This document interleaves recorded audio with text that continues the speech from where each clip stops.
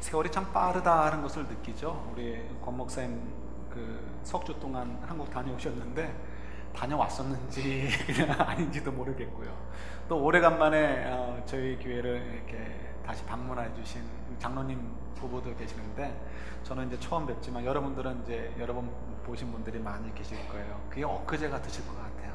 젊었을 때 한참 이렇게 힘내고 했던 때, 그죠? 엊그제 같은데 그게 벌써 또 옛날 얘기처럼 느껴지는 것 같습니다.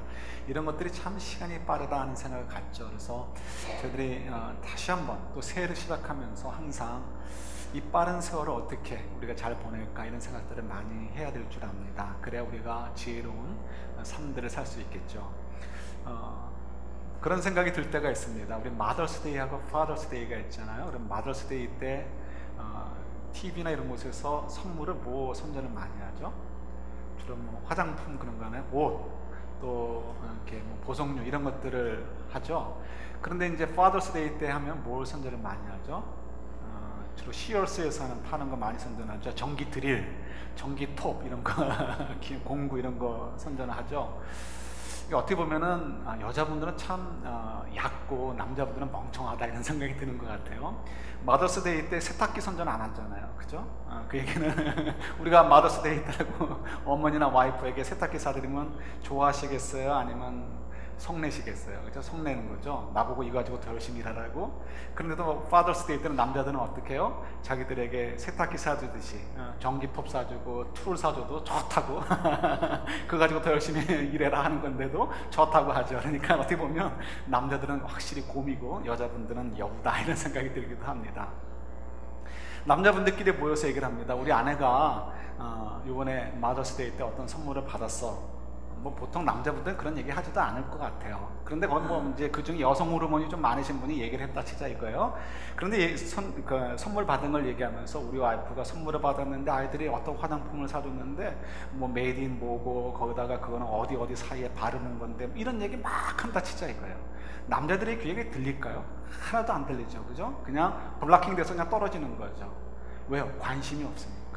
또 여자분들끼리 모여가지고 얘기를 합니다. 우리 파더스데이 때 우리 애들이 우리 남편에게, 아빠한테 선물해 줬는데 전기들을 정말 멋진 거 사줬어. 우리 홍장로님 일하실 때 보니까 전기들이 얼마나 멋있는지 야, 그거 참 멋있다 싶더라고요. 이런 거 사줬어. 이렇게 자랑하면 그 여자분들끼리 모였을 때, 야, 그래? 그것도 우리 남편도 한번 사줘볼까? 이런 생각하겠습니까?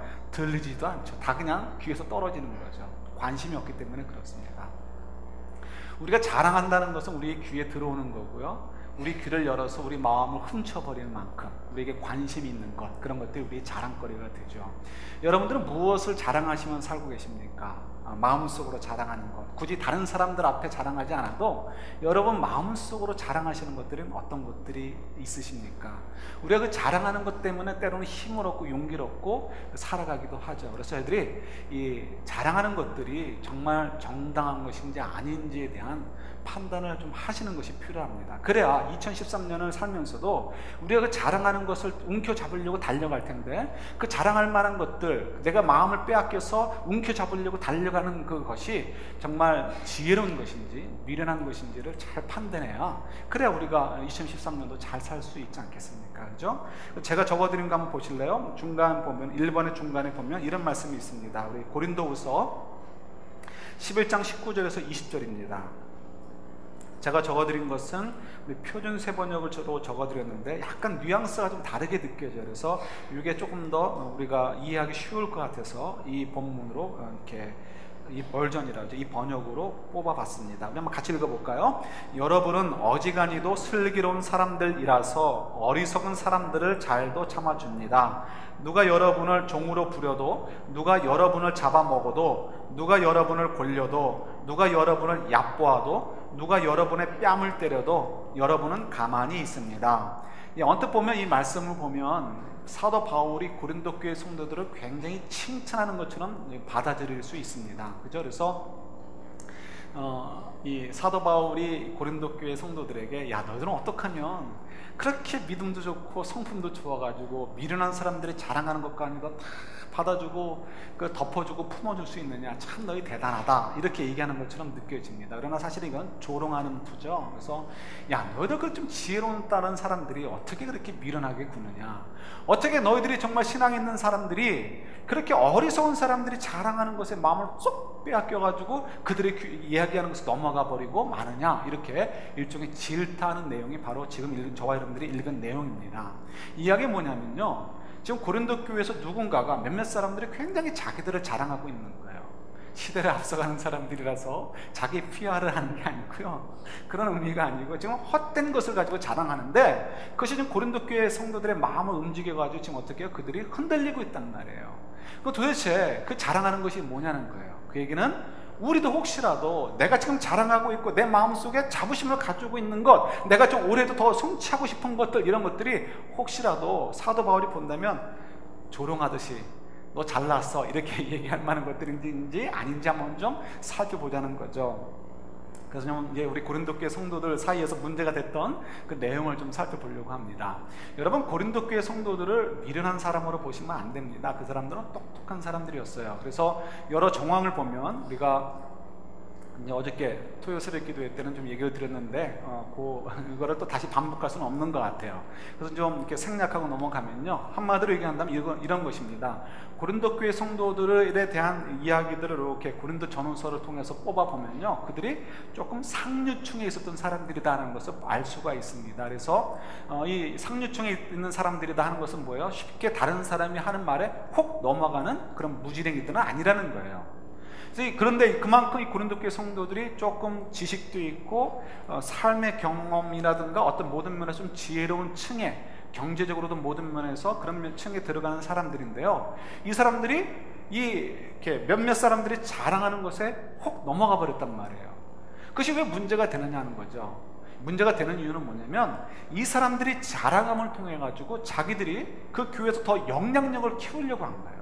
그 영향력을 키운 다음에는 그 다음에 뭘 했냐면 사도 바울을 내쫓으려고 하는 거예요. 사도 바울의 영향력을 끊어버리고 자기들 마음대로 교회를 운영해버리고 자기들 마음대로 교회 속에서 이득을 얻으려고 했던, 뭐 경제적인 이득 뭐 그런 거겠죠. 그런 이득을 얻으려고 했던 것이 바로 요 자랑하는 사람들이었기 때문에 그래요. 그렇다면 이 사람들이 어떤 것을 자랑했을까요? 그 자랑하는 내용들을 좀 보면 좀 우리가 좀 더 답을 좀 찾아갈 수 있겠죠. 이 사람들이 자랑한 내용들이 무엇일까? 근데 재밌는 것은요, 결론적으로 얘기하면 이 사람들이 자랑하는 내용들에게는 특별한 잘못을 찾아볼 수 없다는 거예요. 고린도후서 11장과 12장에 보면 사도 바울이 그들이 자랑하는 내용들에 대해서 이야기하는 것을 보게 됩니다. 그런데 거기 보면 그들이 자랑하는 내용들이 나오는데 제가 적어드린 거 보세요. 혈통적으로는 유대인이라는 거예요. 또 그들이 복음에 대해서 열심을 내고 수고를 하는 사람들이라는 거예요. 그리고 성령의 은사를 받은 사람들이에요. 그 다음에 사도들과, 그러니까 예루살렘에 있는 예수님의 사도들과 공적으로 사적으로 깊은 관계가 있다, 이런 것들을 이 사람들이 자랑하고 있어요. 우리가 언뜻 생각해도 뭐 별로 문제가 없는 것 같아요. 거기다가 사도 바울은 요거에다가 토를 달아가지고 어떻게 얘기를 하냐면, 이 사람들이 자랑하느냐? 나는 이 사람보다 더 자랑할 만하다는 거예요. 혈통? 나도 유대인이고 나도 히브리인 중에 히브리인이다, 이렇게 얘기를 하고요. 뭐 포함은 안 됐지만 그 중에 바리새인이란 말이에요, 사도 바울은. 그죠? 그 다음에 또 복음을 위해서 열심히 수고하는 것, 교회를 위해서 열심히 뭐 밤낮을 아끼지 않고 일하는 것, 야 이거 얘기할 것도 없지 않느냐. 나는 이것을 위해서 죽었다 살 만한, 그러니까 이렇게 죽을 만하다가 산 일도 여러 번 있을 만큼 나는 얼만큼이나 수고하는지 너희들이 알지 않느냐, 이런 것들을 얘기한단 말이에요. 성령의 은사, 내가 너희들 앞에서 은사를 좀 가리고 있었지만 은사에 대해서는 뭐 나한테 얘기할 것도 없어. 그 다음에 뭐예요? 사도들과 공적 사적인 관계, 이거 뭐 나한테 말할 것도 없어. 나는 뭐 사도들보다 못한 자도 아닌데, 이런 식으로 얘기를 한단 말이에요. 그게 뭐예요? 지금 그들이 자랑하는 거가 문제가 있으니까 그들이 자랑거리를 무시하는 게 아니에요. 그들이 자랑거리 인정해줘요. 한마디로 얘기하면 뭐예요? 그들이 자랑거리 가지고 자랑하는 거? 한국 속담 있죠? 뭐 앞에서 주름 잡는다? 번데기 앞에서 주름 잡는 거라는 거예요. 어디서 뭘 자랑하냐는 거예요. 나는 그것들 모든 카테고리에 있어서 나는 그들보다 월등하지 부족한 면이 하나도 없다는 거예요. 한마디로 얘기한다면 그들의 자랑거리는 문제가 없는 거예요. 그런데 그것이 왜 고린도 교회에서 문제가 되느냐는 거예요. 그게 중요하겠죠. 그래서 우리가 성경을 한 군데 찾아보도록 합니다. 오늘은 성경을 좀 몇 군데 찾아보려고 그래요. 누가복음 12장 가보시겠어요? 누가복음 12장 16절부터만 보도록 하겠습니다. 누가복음 12장 16절부터.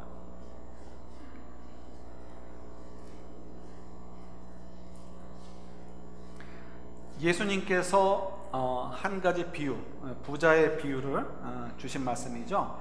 신약성경 114페이지입니다. 우리 한 절씩 교독할게요. 16절부터입니다. 또 비유로 그들에게 말하여 이르시되 한 부자가 그 밭에 소출이 풍성하매 심중에 생각하여 이르되 내가 곡식 쌓아둘 곳이 없으니 또 이르되 내가 이렇게 하리라 내 곡간을 헐고 더 크게 짓고 내 모든 곡식과 물건을 거기에 쌓아두리라. 또 내가 평안히 쉬고 먹고 마시고 즐거워하자 하리라 하되 하나님은 이르시되 어리석은 자여 오늘 밤에 내 영혼을 도로 찾으리니 그러면 내 준비한 것이 누구의 것이 되겠느냐 하셨으니 자기를 위하여 재물을 쌓아두고 하나님께 대하여 부유하지 못한 자가 이와 같으니라. 아멘. 자, 여러분 보세요. 부자가 되는 것은 죄가 되나요? 아니면 죄가 아닌가요?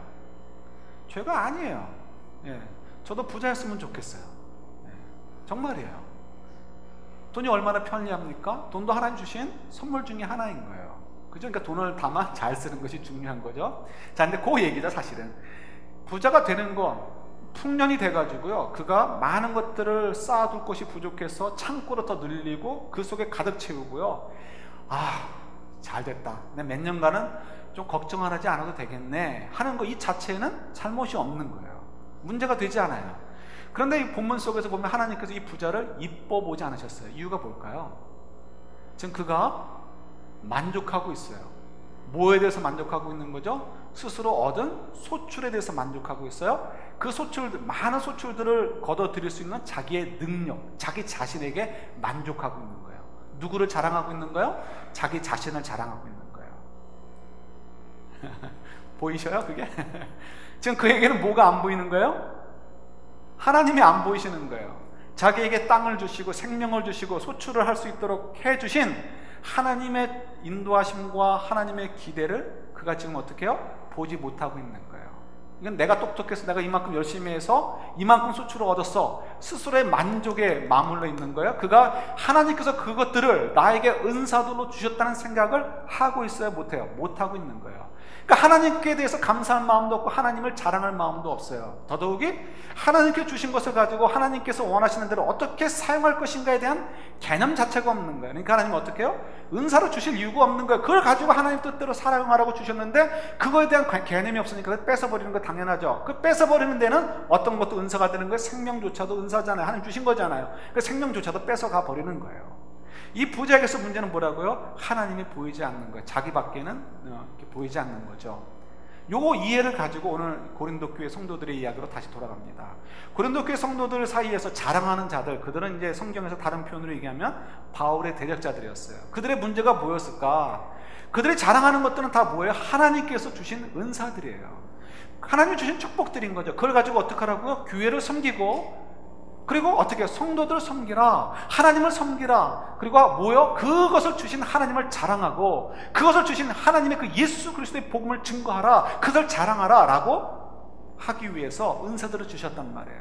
근데 지금 고린도 교회는 자랑하는 사람들, 바울의 대적자들은요, 그것을 다 잊어버린 거예요. 잊어버리고 뭐만 생각하는 거예요? 그 큰 부자가 된 사람처럼 자기 배만 덩덩 두드리면서 이거 내가 얼마나 열심히 해서 내가 공부해가지고 신학교 가서 공부해서 학위 따고 해서 내가 목사가 되고 선교사가 되었는데, 이런 식으로 자기 노력을 자랑하고요. 내가 얼마나 노력을 해가지고 예루살렘 교회에 있는 그 사도들과 친분을 맺고 관계를 맺고 선을 만들어 놓고 그들과 얼만큼 내가 깊은 관계를 갖기 위해서 공을 쌓았는데, 내가 얼마나 특별한 존재인데, 이런 식으로 자랑을 하게 되었고요. 내가 조상을 잘 만나가지고 내가 유대인 중에 유대인이다 이거예요. 이런 거 자랑하고, 하나님께 주신 은사, 그걸 가지고 교회를 섬기라고 했음에도 불구하고 이거 내가 얼만큼 기도해서, 내가 얼만큼 헌신해서, 내가 얼만큼 열심히 일해서 이 많은 것들을 내가 얻었는데, 이런 식으로 자랑하면서 중심이 뭐가 되는 거예요? 자기가 되어버린 거예요. 내 자랑이 되어버리고 이건 내가 하는 것이고 나를 위해서 있는 거라는 거죠. 그러니까 어떻게 해요? 내가 마땅히 고린도 교회 사람들 앞에 나의 이 은사들을 자랑하고요, 나의 것으로 자랑하게 되고, 나의 것으로 자랑하게 되니까 마땅히 어떻게 돼요? 사람들과 교회들은 나의 자랑거리에 해당되는 것만큼 나를 어떻게 해요? 섬겨주고 나를 높여주고 나에게 페이해야 된다는 거예요. 그래서 지금 이 사람들은 관심은 뭐예요? 내가 어떻게 하면 이 교회 속에서 인정을 받아가지고 헤게모니를 잡고 내 마음대로 교회를 좌지우지하고 내 마음대로 좀 돈도 쓸 수 있고, 그죠? 어떻게 하면 이 사람들에게서 많은 경제적인 이득을 얻을 수 있을 것인가, 이런 것에만 관심을 가지고 자기 은사들을 자랑하게 되었다는 거예요. 이해가 되시죠? 그런데 하나님께서는 어떻게 해요? 그 은사를 주신 하나님의 마음은 전혀 그렇지 않단 말이에요. 하나님께서는 어떻게 그 은사들을 주셨어요? 겸손하게 그 일을 위해서 섬기고, 그 섬김을 통해서 하늘나라에서 상급을 받도록 하나님께서 그 기회를 주신 것임에도 불구하고 주신 이도 잊어버리고 어떻게 주신 목적도 잊어버린 것, 그것이 고린도 교회 성도들의 그 사이에서 벌어진 해프닝이 되어버린 거죠. 그럼에도 불구하고 고린도 교회 성도들이 그걸 넘어가 버린 거예요. 그러니까 이 사도 바울이 너무 답답해가지고, 야, 너희들 왜 이렇게 미련하냐, 왜 이렇게 어리석으냐 하면서 이제 질타하는 것이 바로 오늘 본문의 이제 그 앞부분과 뒷부분에 나와 있는 내용들인 것입니다. 근데 사도 바울은 얘기하는 것이 있어요. 자기는 그런 것들을 자랑하지 않겠다는 거예요. 뭘 자랑하냐? 이제 사도 바울이 얘기하는데 그것이 바로 우리가 포커스를 맞춰야 되는, 초점을 맞춰야 되는 중요한 부분이 되기도 하는 것입니다. 도대체 우리는 무엇을 자랑하며 살아야 되느냐는 거예요. 무엇을 기뻐하며 살아야 되느냐, 무엇에 귀를 열고 마음을 빼앗기는 삶을 살아야 되겠느냐. 그래서 사도 바울이 얘기하는 거죠. 사도 바울은 한마디로 얘기한다면 그리스도의 십자가를 얘기합니다. 자기는 그리스도의 십자가의 고난을 자랑하고 그 십자가의 삶을 사는 것을 자랑한다. 그것이 내 마음을 빼앗아 갖고 난 그 속에서 사는 것이 기쁘다라고 얘기를 합니다. 그러면서 하는 얘기가 있어요. 우리 이렇게 고린도후서 11장 보실래요? 30절 보세요. 다시 돌아가는 거예요, 고린도후서로.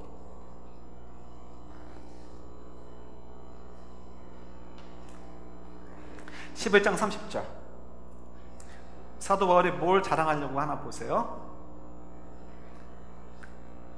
같이 봤습니다. 그러므로 너희 중에 약한 자와, 죄송해요, 고린도 전서로 갔습니다. 읽으면서 이게 무슨 말인가 깜짝 놀랐어요. 30절입니다. 내가 부득불 자랑할진대 내가 약한 것을 자랑하리라. 아멘. 지금 사도 바울이 자랑하고 싶은 것, 그것은 다른 데 있지 않다는 거예요. 자기들의 은사들, 자기가 받은 은사들, 이런 것도 자랑하고 싶죠. 그러나 그것은 어떤 면에서 그것은 이미 자기에게 강함이 되어버렸어요. 그럼에도 불구하고 지금 사도 바울은 그 강함을 자랑하고 싶지 않다는 거예요. 그래서 그것도 굉장히 표현을 하지 않았던 것을 보게 됩니다. 그러면서 지금 얘기하는 것은 내가 부득불 자랑할진데, 내가 마지못해 자랑하는데 나는 내가 약한 것을 자랑하고 싶다라고 얘기를 합니다.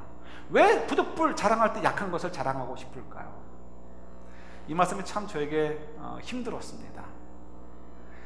저도 늘 언제나 저는 자신감이 없었던 것 같아요. 지금도 마찬가지지만 자신감이 없습니다. 성격의 문제겠죠. 그런데 뭐 그래도 젊었을 때는 어떻습니까? 젊음이라는 건 좀 무시를 못합니다. 그래서 젊었을 때는 20대, 30대만 해도 내가 맘먹으면 뭐 할 수 있지, 이런 생각들이 조금은 있었던 것 같아요. 없지 않아 있었던 것 같아요. 뭐 철도 없었고 인격도 없고 신앙도 깊지가 않았으니까 뭐 그럴 수 있는 거죠. 지금 보면 굉장히 좀 우습죠. 그런데 지금 와서 저의 모습을 보면요, 제가 자랑할 수 있는 게 하나도 없어요. 자신감 있게 내가 뭘 할 수 있다는 것이 하나도 없어요. 제가 만약 그것이 있다면 아마 지금 굉장히 저의 모습이 지금과 또 달랐을 거라고 생각이 듭니다. 근데 이것이 왜 그러냐면, 가만히 보니까 내가 자신이 있다라고 할 만한 것들, 내가 스트렝스가 있고 강함이 있어서 조금만 계산해봐도 이건 될 것 같다라고 생각하는 것조차도요, 이거 하나님이 안 도와주시면 안 되는 거잖아요. 하나님을 막으시면 아무것도 아닌 거잖아요. 이거를 많이 경험도 해보고 말씀을 통해서 이렇게 느껴지게 되니까 그 다음에는 너무 그게 보이는 거예요. 그러니까 내가 굳이 앞서서 뭐 할 생각을 잘 안 하게 되는 이유가 거기도 있는 것 같아요. 하나님께서 반드시 보여주시면 그 다음에 움직인다, 하나님 보여주신 다음에 내가 움직인다, 하나님께 의지해야 된다, 이런 것들이 조금 더 마음에 자리 잡게 되는 이유들이 거기 있는 것 같아요. 그래서 어떤 것들, 내가 정말 잘할 수 있는 것, 그동안도 내가 잘해왔던 것조차도 솔직한 얘기는 제가 자신이 없어요. 더 자신이 없어진 것 같아요. 정말 하나님이 그 일을 맡기셨을 때 능력 주시면 그 일을 할 수 있지만, 맡기지 않으신 일에 내가 가지고 덤볐다가는 설사 겉모양은 좋게 끝날지 모르지만 속으로는 완전히 망할 것이다 라는 것을 알기 때문에 뭐 자신감을 사실은 다 잊어버렸습니다. 우리 뭐 예를 들어서 자녀를 키우는 것도 마찬가지예요. 아이가 자랄 때는요 3살, 4살, 5살 천사 같잖아요. 요즘 우리 꼬마 애들 보면요 천사 같죠. 천사 같죠. 그런 아이들이 그 천사 같을 때 보면요 어떻습니까? 요 아이 내가 정말 자신 있죠. 말씀으로 잘 양육하고 내가 신앙으로 잘 양육하면 얼마나 멋진 인생이 되어질까 자신감이 있었어요. 그런데 애가 자라면 자랄수록 제 역할은 줄어들고 있는 것을 보게 되고요, 또 제가 해줄 수 있는 것이 너무 제한되어 있어요. 제 자신이 부족하니까. 그런데 제 자녀에게 오픈되어 있는 것은요 이 세상이란 말이에요. 이 세상의 악한 것들이 그대로 다 흡수가 되어진단 말이에요. 뿐만 아니라 거부할 수 없는 존재가 있잖아요. 우리 속엔 두 마음이 있잖아요. 하나님께 속해 있는, 성령에 속해 있는 새 마음도 있지만 옛 자아도 있단 말이에요. 그 옛 자아를 통해서 사단이 계속해서 공격을 해온단 말이에요. 그러니까 제가 이제는 얘기할 수 있는 것이 있어요. 제 아들에 대해서, 제 자녀에 대해서 제가 아무리 공을 쓰고 애를 써도 그가 가진 스트렝스가 있어서 이건 이 정도는 얘가 할 수 있어 라고 하는 만한 것들이 있다 할지라도 어느 것도 자신이 없단 말이에요. 누가 도와주셔야 돼요? 하나님께서 그를 붙잡아 주지 않으시면 안 되는 거예요. 그러다 보니까 어떻게 해요? 내 연약함, 내가 할 수 없다는 것이 초라해지지가 않는 거예요.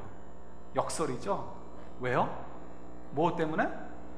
가만히 보니까 그걸 채워주시는 이가 계시는 거예요. 누가 채워주셔요? 하나님이 채워주신단 말이에요. 하나님이. 그러니까 지금 사도 바울이 얘기하는 게 그거예요. 내가 내 연약함을 자랑하겠다는 거 뭐예요? 내 연약함 속에 뭐가 더 가득 담겨져 있어요? 하나님의 손길과 하나님의 은혜와 예수 그리스도의 임마누엘이 더 가득 채워져 있단 말이에요. 그러니까 내가 내 연약함을 자랑하겠다는 거예요. 말로 떠들겠다가 아니고 스스로 내 연약함을 자랑하겠다는 거예요. 나는 아니야. 이건 뭐예요? 이거는 이제 괜히 겁쟁이들이 더 그러는 거죠. 스스로를 인정하지 못해서, 스스로의 연약함을 인정하지 못해서 나는 아니야, 나는 힘이 있어, 이렇게 하는 것들은 아주 지극히 비겁한 사람들이 그런 말을 하는 거죠. 사실은 그렇지 않은 거예요. 그러니까 사도 바울은 자신이 있는 거예요. 왜 자신이 있어요? 하나님 나와 함께 하니까. 근데 이것이 참 어려워요. 왜 어려울까요? 우리도 알고 있어요. 이대로 살고 싶은데 이게 잘 안 돼요. 이유가 있어요. 잠깐만 좀 살펴보도록 할게요. 예를 들어서 우리 이제 성경 3군데 더 찾습니다. 우리 시편 가보시겠어요? 시편 103편.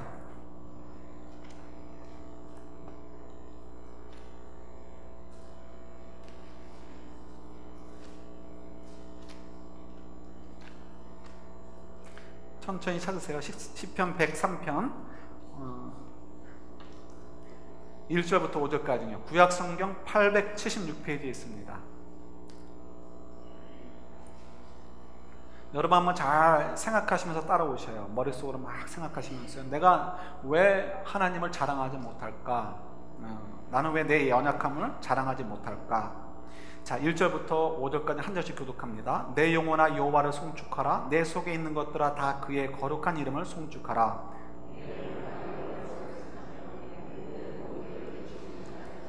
자, 1절과 2절은 문제가 되지 않아요. 우리가 그래도 교회를 다니니까 하나님을 찬양하는 거 당연하지, 이 정도까지는 돼요. 3절, 4절, 5절 왜 우리가 찬양하는지 구체적인 것들이 나오는데 거기서부터 걸리는 거예요. 그가 내 모든 죄악을 사하시며 내 모든 병을 고치시며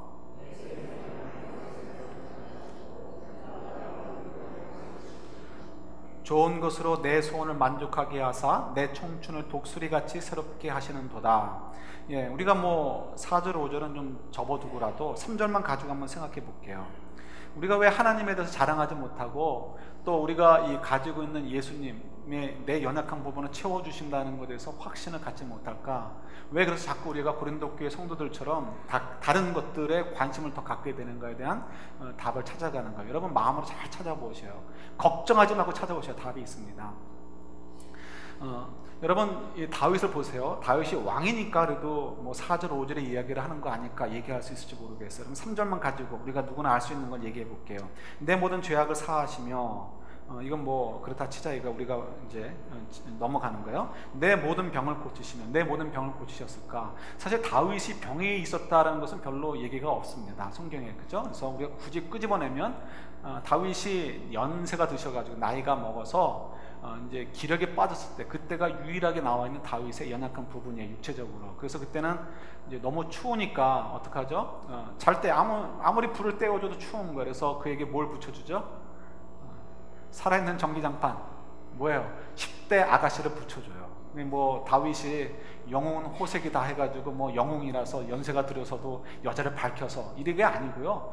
하도 추우니까 이불 속에 넣어줘서 따뜻한 그 이제 그 10대 여자 아이의 그 따뜻한 그 체온을 통해서 추위를 이기도록 하는 거죠. 물론 이제 그것도 뭐 얘기가 시비거리가 될런지 모르겠어요. 그러나 그것도 접어두자 이거예요. 다윗이 한번 아주 그냥 강하게 기도했는데 하나님이 들어주지 않으신 기도가 있어요. 뭐죠? 다윗이 밧세바 사이에 낳은 아들이 병이 걸렸어요. 금식 기도를 했어요. 죽으라고 기도했는데 하나님 그 기도 들어주셨어요? 안 들어주셨어요? 안 들어주셨어요. 그런데도 불구하고 다윗이 이렇게 하는 거예요. 내 모든 병을 고치시며. 자기는 안 죽었으니까 그러는 거예요? 아닌 거죠. 아닌 거죠. 우리가 여기서 걸리는 거예요. 왜 그럴까? 왜 그럴까? 성경 한 군데 또 볼까요? 이제 결론적으로 얘기하면 요거 먼저 짚고 잠깐만 얘기하면요, 하나님께서 우리에게 필요한 대로 다 해주신단 말이에요. 필요한 대로. 너 100살까지 살래? 살아야 될 것 같아. 하나님이 계획이 있으시면 그를 100살까지 살게 하시는 거예요. 너 30살에도 가자. 그럼 30살에도 갈 수 있는 거야. 이거는 하나님께서 각자에게 주신 그 계획을 따라서 이루시는 거지 하나님의 능력이 없어서가 아니란 말이에요. 좀 이따 좀 더 얘기하겠습니다. 빌립보서, 이것도 우리가 많이 오해하는 본문이죠. 우리 여러분들은 많이 또 들었으니까 아시겠지만 빌립보서 4장요 13절, 신약성경 322페이지에 있습니다.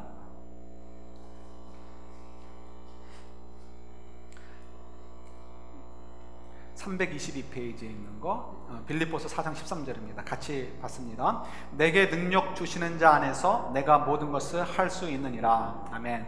이 말씀이 굉장히 참 우리에게 가슴을 뜨겁게 만들죠. 내게 능력 주시는 자 안에서 내가 모든 것을 할 수 있느니라. 이래가지고요, 우리가 기도회 같은 거 할 때면 어떻게 이거 딱 읽고 나서는 내게 능력 주신 자 안에서 내가 모든 것을 할 수 있습니다.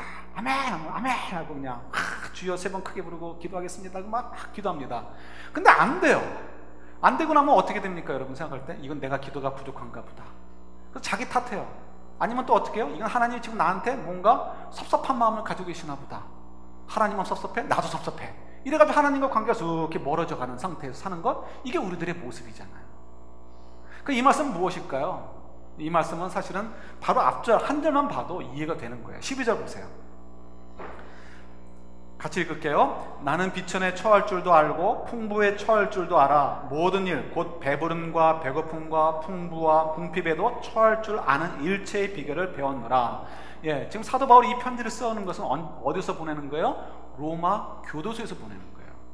로마 교도소에서 갇혀가지고 죽을지 살지 모르는 상황이라서 이 빌립보서 1장에도 그 얘기가 나옵니다. 자기가 죽을지 살지 아직 모르겠다. 그러면서 하는 얘기가 뭐예요? 내게 능력 주시는 자 안에서 내가 모든 것을 할 수 있느니라. 그러면 기도해서 나와버리지 뭘 걱정을 해요? 제가 죽을지 살지 모른다라고 얘기할 필요가 뭐가 있어요? 그 말이 아니고요, 12절과 연결해 보면 이거예요. 내가 주님과 더불어 살다 보니까 때로는 너무 좋을 때가 있더라고요. 부유할 때도 있고 편안할 때도 있더라는 거예요. 근데 또 주님과 함께 살다 보니까 때로는 굉장히 궁핍할 때도 있고 굉장히 몸이 불편할 때도 있고 어려운 상황에 놓일 때도 있더라는 거예요. 근데 가만히 보니까 나는 항상 누구와 함께 하고 있어요? 주님과 함께 하고 있더라는 거예요. 그러니까 내가 가만히 보니까 주님과 함께하고 살고 있는 것을 발견되어지고, 주님이 그 함께 하시면서 가만히 쳐다보시는 게 아니고 나를 도우시고 나와 함께 하시는 거니까 내가 보니까 내 능력으로 사는 것이 아니고 주님의 능력으로 사는 거구나. 그러니까 내가 부자일 때도 만족할 수 있고, 가난할 때도 만족할 수 있고, 편안할 때도 만족할 수 있고, 아주 어려운 상황 속에서도 어떻게 만족할 수 있어. 그래서 나는 내게 능력 주시는 자 예수 그리스도와 함께 살고 있기 때문에 예수 그리스도 안에서 나는 어떤 상황에 놓이든지 나는 어떻게 했다고요? 무엇이든지 할 수 있다. 내가 모든 것을 할 수 있다. 어떤 상황 속에서 나는 정말 평안 가운데 살 수 있어 라고 얘기하는 것이 바로 오늘 본문의 내용인 거예요. 그러니까 여러분들 어떻게 해요? 자책하실 필요가 없어요. 내가 기도가 부족해서 이렇게 하나님이 응답 안 해주시나 보다. 이거 아니에요. 또 하나님 나에 대해서 섭섭하게 하시나 보다. 에라 나도 섭섭하게 생각하자. 이거 아니란 말이에요.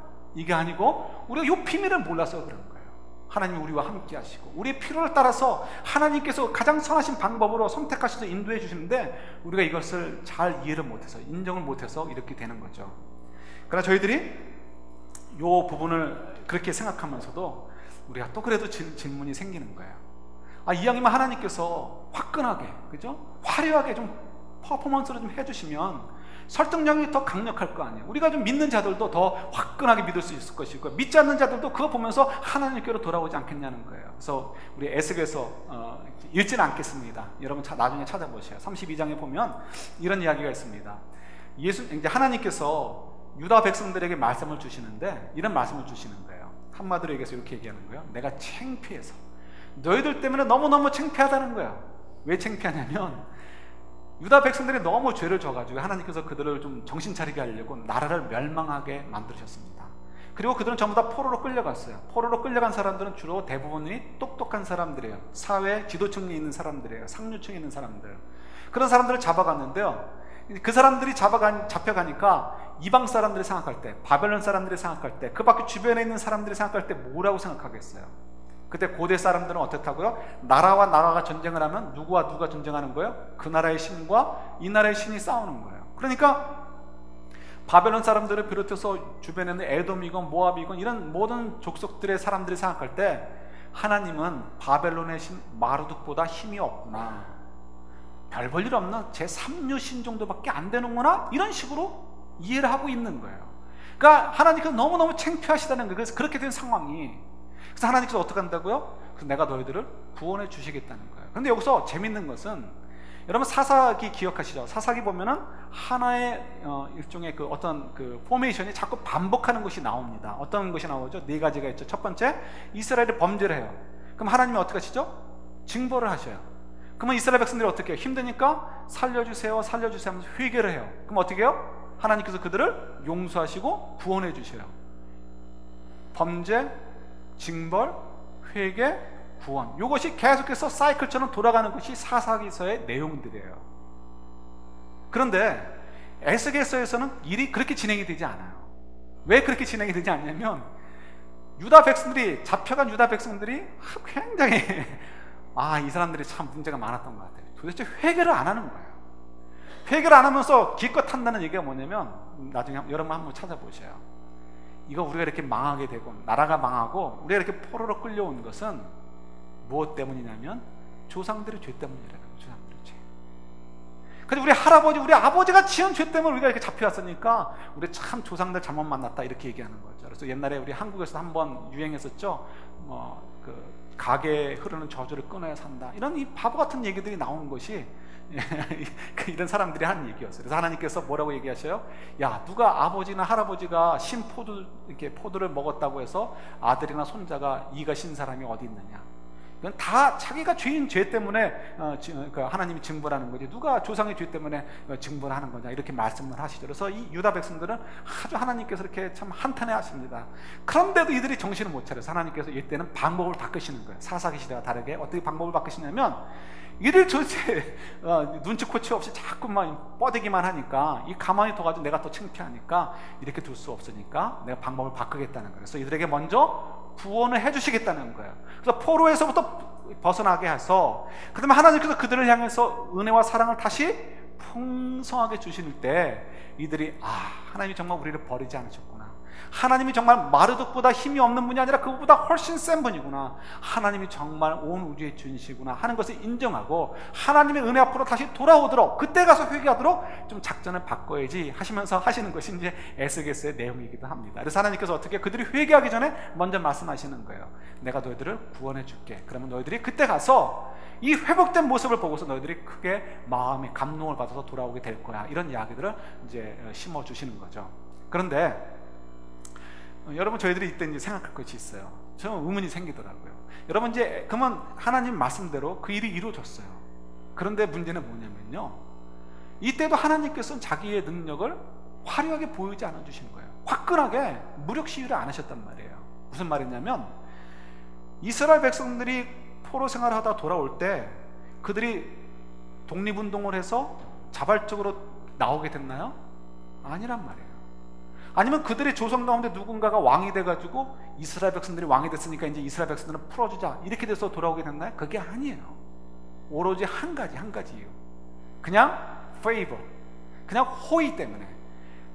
고레스라는 임금이 유다 백성들에 대해서 호의로운 마음을 가져가지고 페이버를 가져가지고 그들을 고향 땅으로 돌려보내주게 한 거예요. 그것은 뭐 유다 백성들만이 아니고요, 이 페르시아 제국의 정책이 그랬습니다. 그래서 그냥 포로를 굳이 잡아올 필요 없이 각자 나라로 돌아가서 살도록 해주는 거, 이것이 그들의 정책이었습니다. 그러니까 돌아간 거예요. 그러니까 그냥 얻어 걸린 것 같이 정말 하나님께서 백성들을 구해낸 것처럼 느껴지지 않는단 말이에요. 그러나 성경은 그것을 증명해주고 있죠. 그래서 이스라엘 백성들은 아는 거예요. 이사야서 45장이라든가 이런 곳에 보면은 하나님께서 고레스라는 말을 분명히 사용하십니다. 한번 찾아볼까요? 이사야서 45장 보세요.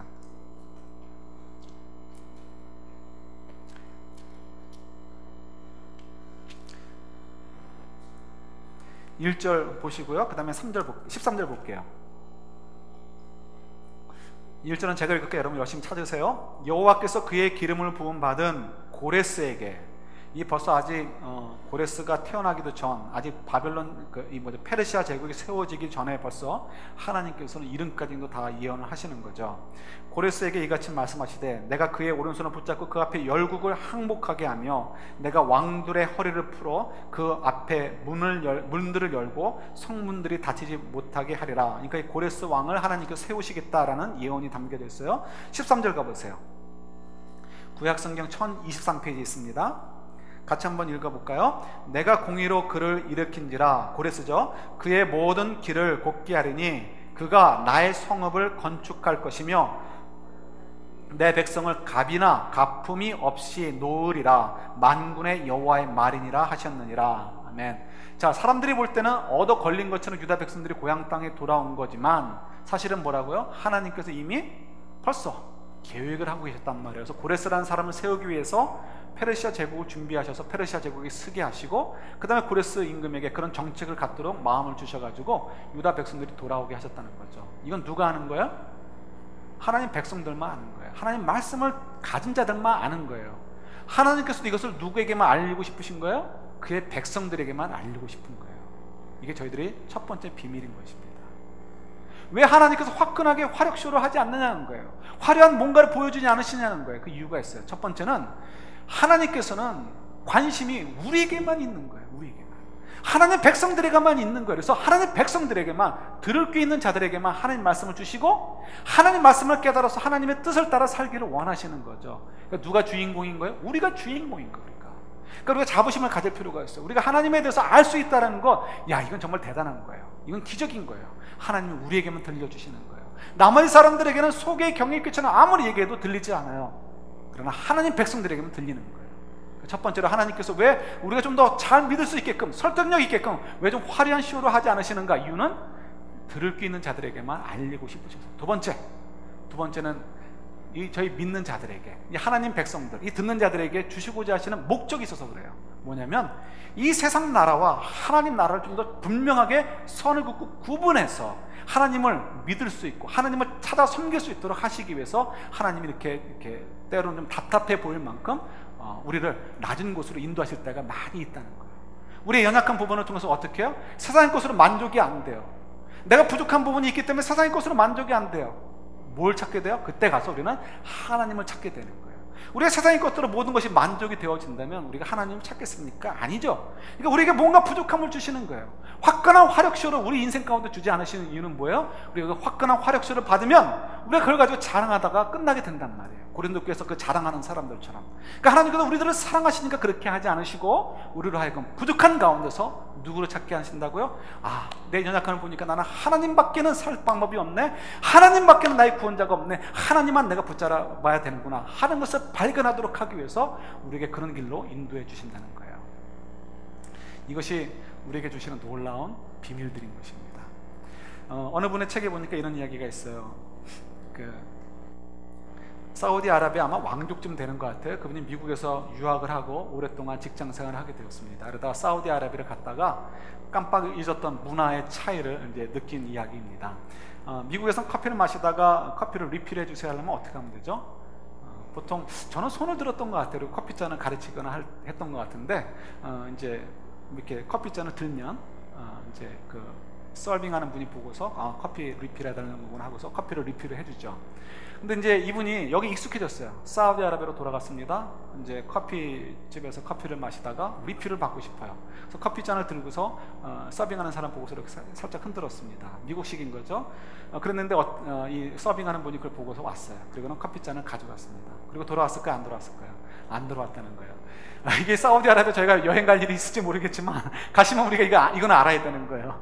어떻게 리필을 받는지에 대해서는 얘기가 없는데 자꾸만 미국식으로 흔들면 가져가고 끝나는 거라는 것은 우리가 이제 알고 가는 거예요. 예, 사우디아라비아에서는 커피잔을 두고 흔들면 이거 치워달라는 의미라고 합니다. 하나님께서 우리에게 은사들을 많이 주셨어요. 우리 인생 여러분 다 은사입니다. 우리가 특별한 거 방언을 한다든가 이런 것만 은사가 아니고요. 여러분들이 가지고 있는 지식, 여러분들이 가지고 있는 생명, 여러분들이 가지고 있는 학력, 여러분들이 가지고 있는 어떤 DNA적인 어떤 것들, 이런 것들은 다 하나님이 우리에게 이 땅에 보내주실 때 챙겨주신 일종의 노잣돈과 같은 거예요. 그걸 가지고 이 땅에 우리에게 파송을 하셨어요, 하나님께서.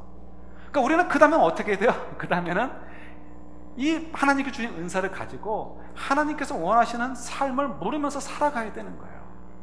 그것이 우리가 사는 이제 목적이고 방향인 거죠. 근데 우리가 미련하게도 길을 떠나와가지고 노잣돈을 챙겨주신 분을 잊어버리는 거예요.